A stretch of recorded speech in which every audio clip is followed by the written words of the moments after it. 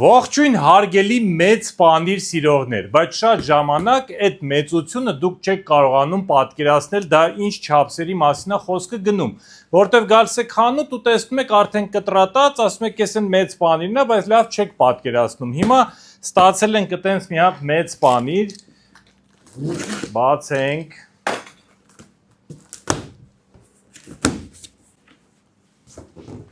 Հիմա դուք պատկերացնում եք ինքը ինչ չափսերի է։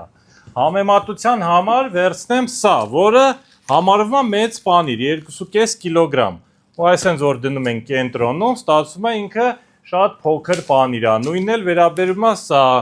մեծ պանիր է, բայց sense տեսնում եք ընդհանրապես մեծ չի։ Սա էլ մեծ կտոր է գաուդայի թագավորական, դնում ես մեջտեղը, ստացվում է, որ սա